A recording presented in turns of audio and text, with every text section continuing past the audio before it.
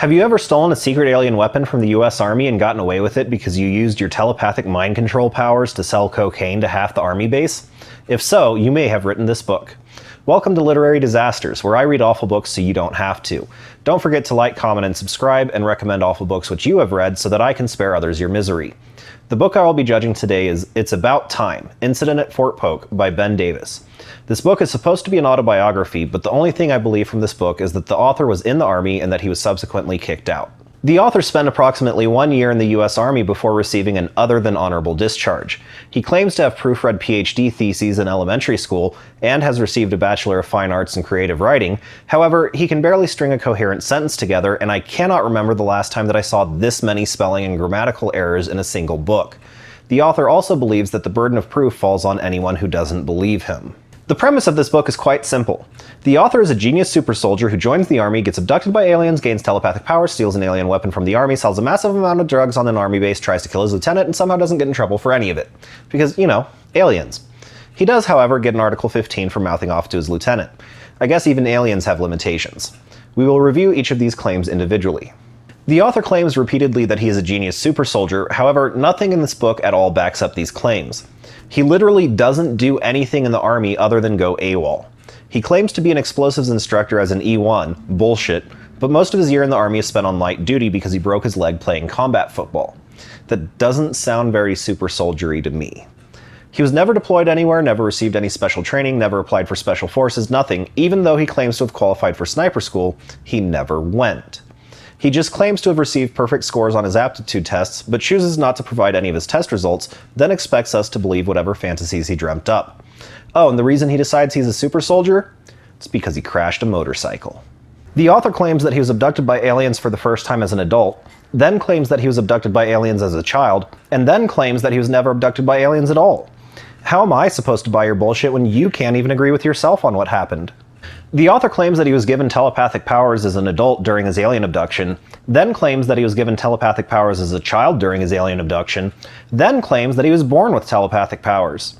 You know when the next door neighbor's 5-year-old is telling you a story and keeps changing the story because he's getting bored and needs to make it more entertaining? That's how this book is written. The author constantly contradicts himself and acts like all of his versions of the truth are indisputable facts. The author claims to have stolen, along with many other soldiers, a secret alien weapon. They then buried the secret alien weapon on the army base that they stole it from, and the author gives directions as to where it was allegedly buried. You know, so the army can never find it. This was my favorite part of the book. The author claims to have sold a white powdery substance, which he claims was THC, to 50% of the army base of 30,000 people. How did an E1 get the money to buy enough drugs to supply 15,000 people? How did he set up such a massive drug empire in such a short period of time? His answer is as simple as it is absurd. He used his mind control telepathy powers to convince people to buy drugs for some reason. Any genius would know that mind control and telepathy are two different things, but that seems to have escaped this author entirely. He also constantly talks about all the different drugs that he did. I think he may have just done too many drugs while in the army and dreamt all of this up. What autobiography would be complete without trying to kill somebody? The author claims that, in his capacity as an explosives instructor, as an E1, he was responsible for disposing of unused explosives by blowing them up, so that no one else can blow them up. He then placed his charges on the range and detonated them while his lieutenant was on the range, but nobody was ever able to figure out who placed and detonated those charges.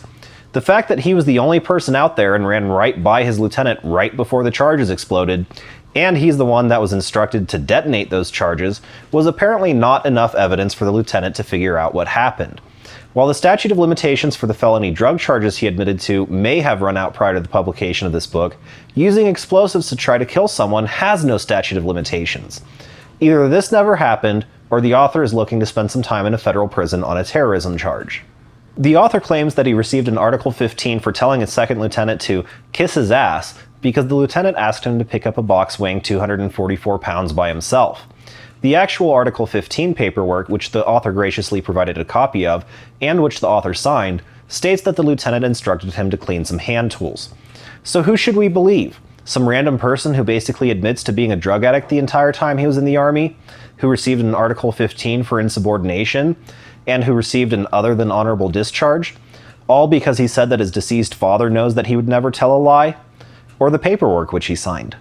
The author then launches into a long tirade about every conspiracy theory known to man, short of claiming that we live on a flat Earth, plus a couple I'd never heard of. Terrorists aren't real, chemtrails are being used to do something, the Nemesis star system that's currently moving through our solar system, there are secret bunkers underneath important Walmarts, and on and on. The author appears to be the original QAnon conspiracy theorist.